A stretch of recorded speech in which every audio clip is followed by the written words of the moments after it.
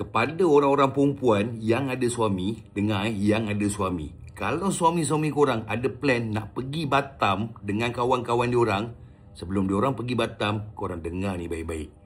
Untuk trip ke Batam 2 hari 1 malam ni, saya pergi bertiga saja, iaitu saya, Jono dan juga Azrai. Macam biasa, mana-mana trip saya pergi ke Batam ataupun ke Kepulauan Riau, saya akan pergi melalui Puteri Harbour untuk dapatkan feri Puteri Anggreni. Parking dekat sini sehari cuma RM4 saja. Kalau nak eksklusif sikit, parking dekat sini RM10 je sehari. Untuk rakaman trip 2 hari 1 malam ni, saya pergi dengan Jono, dengan Azrai bertiga je.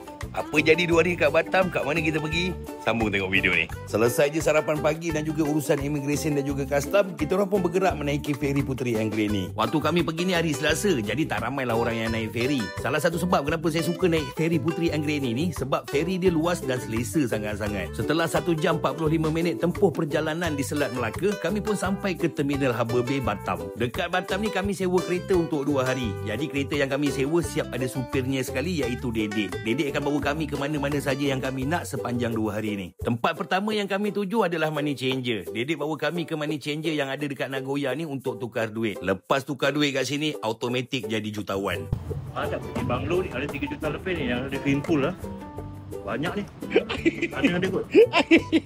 Kemudian kami bergerak pula menuju ke Bandung Restro untuk makan tengah hari. Saya pilih untuk makan tengah hari dekat sini sebab makanan yang disediakan seriously memang sedap. Yang kedua, reka bentuk restoran ini memang unik berasaskan buluh. Ikan merah senggarat dengan sambal hijau, ayam panggang berempah, sayur-sayuran masak air asam, kangkung goreng belacan, tahu goreng dan juga tempe goreng, ulam-ulaman dengan sambal. Seriously, makan dekat sini confirm menyandar. Selesai je makan tengah hari, kami minta Dedek bawa kami ke Masjid Agung Raja Hamidah untuk kita melawat masjid ni. Sekaligus kita boleh bergambar berlatar belakangkan signboard Welcome to Batam. Orang kata kalau dah sampai Batam tak sah kalau tak bergambar kat sini. Dah puas berselfie dekat sini, kita orang plan nak pergi ke Nagoya Hill Mall pula. Tapi dalam perjalanan nak pergi ke Nagoya Hill Mall tu, kita orang singgah dulu dekat kedai Anissa ni untuk tengok apa-apa cendera hati yang boleh kita beli untuk bawa balik Malaysia nanti. Dekat sini best sebab dekat depan kedai dia orang ada sediakan kopi dan juga teh untuk tetamu minum, tapi kena bancuh sendirilah.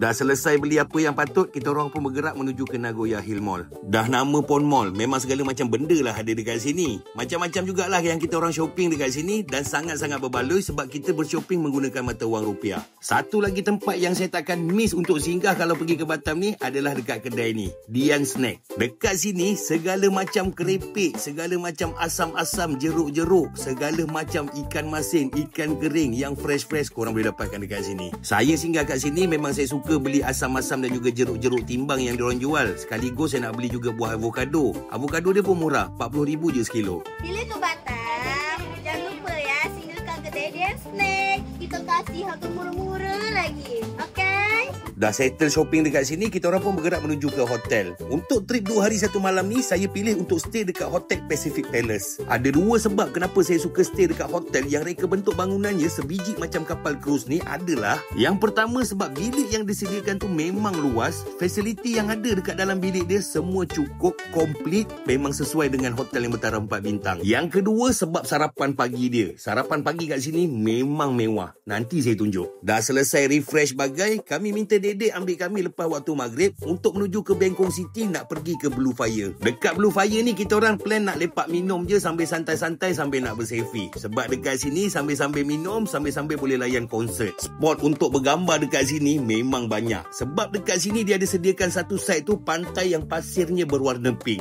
Tapi kita orang stay dekat sini tak lama lah sebab kita orang plan nak pergi makan dekat tempat lain. Dah selesai minum jus sambil layan konsert dekat sini, kita orang pun bergerak menuju ke Bukit Cinta untuk lepak makan malam dekat Selalu Kopi. Restoran ni betul-betul duduk dekat atas bukit. Jadi sambil-sambil makan, bolehlah kita layan view pemandangan yang cantik yang ada dekat Batam pada waktu malam. Bukan setakat pelancong luar, orang-orang Batam sendiri pun suka lepak dekat sini sebab view yang ada kat sini memang cantik. Dah selesai makan dekat sini, kita orang bergerak pula menuju ke Tanjung Piayu sebab Jono cakap dia nak jumpa kawan dia dekat sana. Dekat sini kita orang lepak dekat warung tepi jalan je sambil-sambil bersembang sambil-sambil mengopi. Sempat pula tu Azrai shopping kasut bandel dekat gerai yang ada kat tepi jalan ni. Sebelum gerak balik ke hotel, kita singgah dulu untuk tapau ubi bakar madu yang kawan Jono ni jual. Sebenarnya keledek, tapi kalau kat sana dia orang panggil ubi. Tapi dia punya keledek ni sumpah manis gila.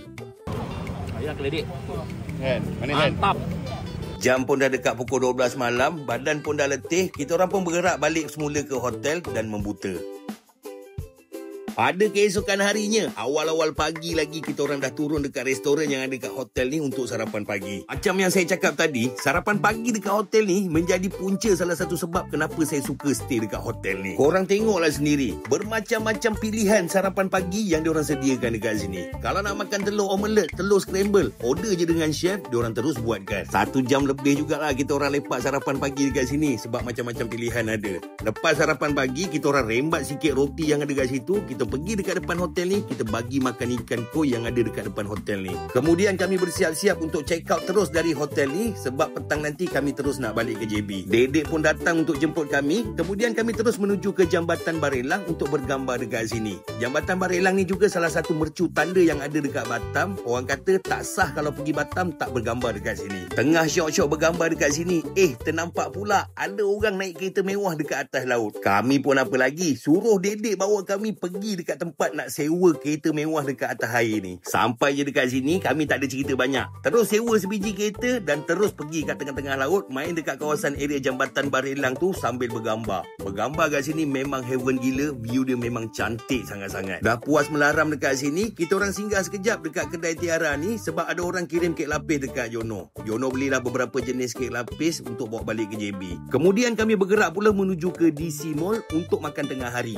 Plannya nak makan tengah hari kat sini, tapi dah masuk dalam mall. Macam-macam lah dugaan mata ni terjadi. Tapi kalau nak shopping kat sini memang puas hati sebab barang-barang yang dia jual dekat sini semuanya murah-murah. Kalau nak bandingkan dengan mall-mall yang ada dekat Batam ni, DC Mall ni antara mall yang paling murah barangan yang dijual dekat sini. Dah selesai shopping apa yang patut, kita orang pun makan tengah hari dekat dalam DC Mall ni. Siap je makan tengah hari, dedek pun hantar kami menuju ke Terminal Feri Harbour Bay. Nampak tak? Walaupun trip orang lelaki, kalau balik beranak beg-beg. Itu belum lagi yang cerita dalam beg besar tu. Lagi ni. Ingat orang lelaki punya trip tak ada beranak ke beg? Beranak juga. Setelah selesai urusan immigration dan juga custom, kita orang pun naik sekali lagi feri Puteri and Granny untuk gerak balik ke JB. So, kepada korang yang nak pergi bercuti ke Batam selama 2 hari 1 malam, lebih kurang macam trip yang ada kat dalam video ni, saya sediakan feri, saya sediakan hotel, saya sediakan driver dan juga kereta. Itinerary korang buat sendiri, makan korang settle sendiri. Dengan modal tak sampai RM700 seorang, korang hubungi nombor yang tertera ni untuk booking percutian korang.